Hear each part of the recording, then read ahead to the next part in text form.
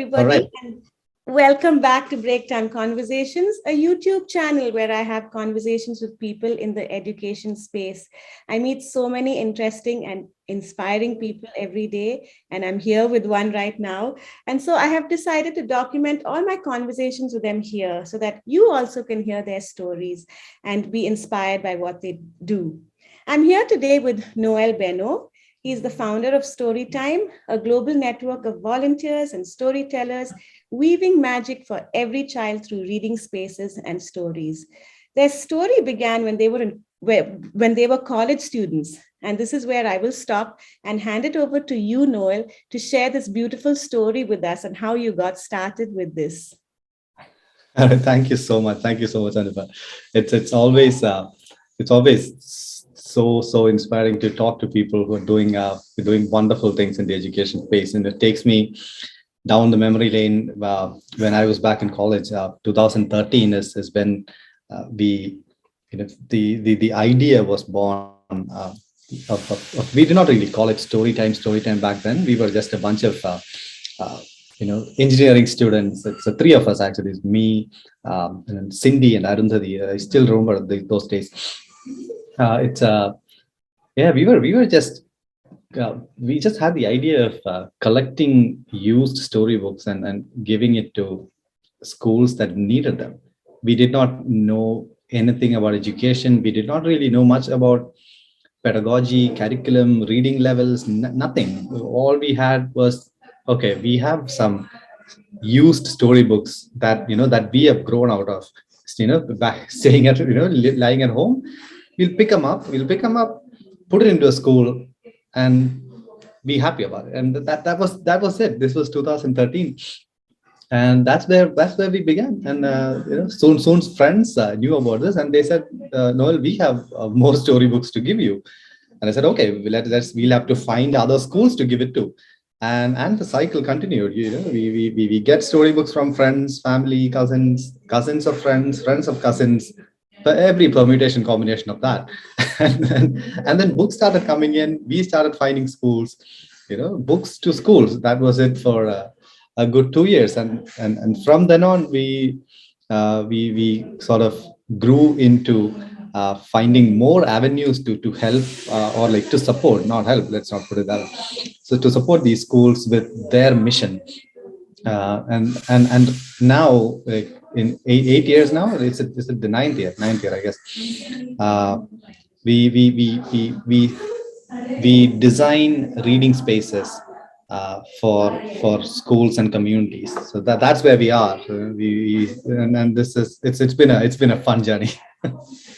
That's so cool. I mean, I have seen Noel and his team did a reading space for one of the schools that I worked with, and I can vouch for the fact that they do an amazing job. And so, on your website, you say volunteers, and so are you also a volunteer? Is this the only thing that you do, or do you also work, or how does it work for all of you? Oh yes.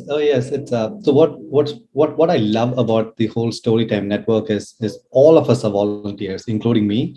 We're There's no full-time staff, and there's no geographic location for Storytime. It's about the people. It's about the people, the network that runs Storytime. All of us are volunteers. I have been a volunteer since then. My daily breadwinning job is that of a technology strategy consultant with the Deloitte. So I do that on Mondays through Fridays, and on weekends, and every time I get some time off, I spend with Storytime. Not just me, a lot of people. It's the network is about 110 people strong across the globe. And the best part is there's so much energy and skill in this volunteer pool. They're designers, they're architects, interior designers, artists, storytellers, educators. You name it, there's probably one of them in the network. So that's how it's been. Wow. So this network, how were you able to build this network? And when you say global, is it like really across the globe, or what? It is. So we start off in Kerala, in this small town of Kochi. And how this grew up is it's been very, very organic.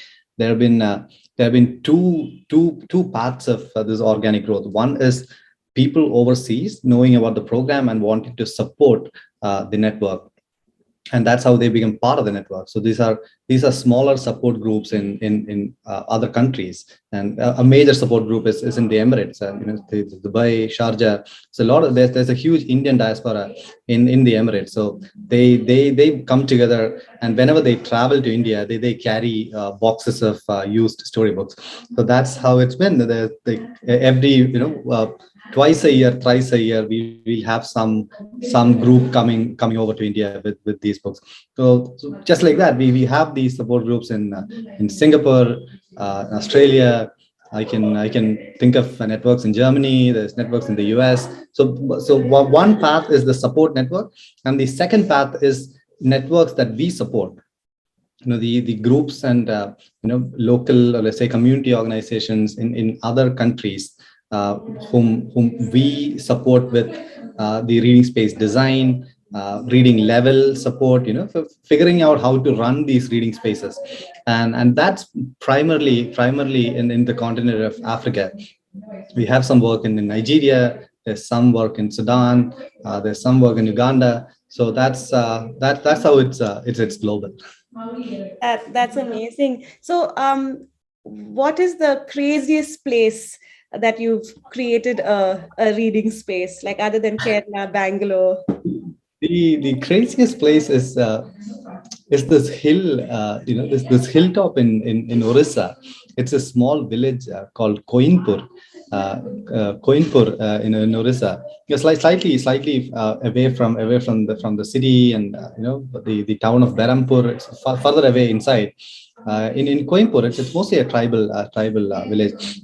And one of my friends, her name is Ninotchka. Ninotchka was doing some really interesting work with the children there in education, and she she asked me if I could do something there. This was way back. This was 2015 probably, yeah, 2015. And we started conversations. We back in the day, we did not have a lot of volunteers. So I remember carrying books from Kerala. We got on a train and carrying books from Kerala all the way till Orissa. That was a fun experience. That was also one of our very early libraries, I would say. That's that's how it is. It's a good to walk down the memory lane. That was a very interesting effort. You see, you get there, you see how children are fascinated with Yeah. colorful storybooks and illustrations. It's so fascinating. Yeah, I think it's wonderful that you thought of giving books to these children. I mean, all of us grew up with books, so and we take it for granted, I think, right? So that's It amazing. is. It is. It is, and I think it is often the reason why a lot of our friends and family in Kerala and around are able to do this is because of not just for love for reading, but also at some part or course of our lives, we have seen the other side of the world, and how we can do our part. We may not be doing great things. I'm sure that there are nonprofits and foundations and you know big enterprises doing way bigger impactful things, but I think it's on us to do what is possible with our resources and our abilities. So that's Yeah, it's pretty what much that.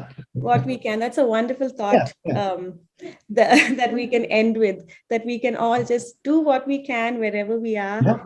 and in our capacity. That's wonderful, Noel. Absolutely, So do absolutely. you accept volunteers? I mean, like if people want to volunteer, do they just reach out to you? Or We what? do, we do. We can be there's a volunteer sign up form on the website. It's www.storytime.co.in, and you can sign up there, and then someone from our team will reach out to you.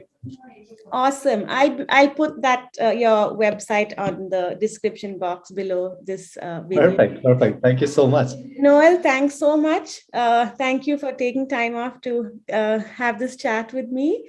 And No as problem. always, every time we meet, I always leave so warm and happy after talking to you. And I hope that you'll be able to create many more reading spaces around. And everybody reach out to them, volunteer with them, and let's take books to the far corners of the earth. Okay, All right. Thank Noel. you so much. Thank you Thanks so much for again. having me. Nice talking to you. Okay. Bye All right. bye. Bye.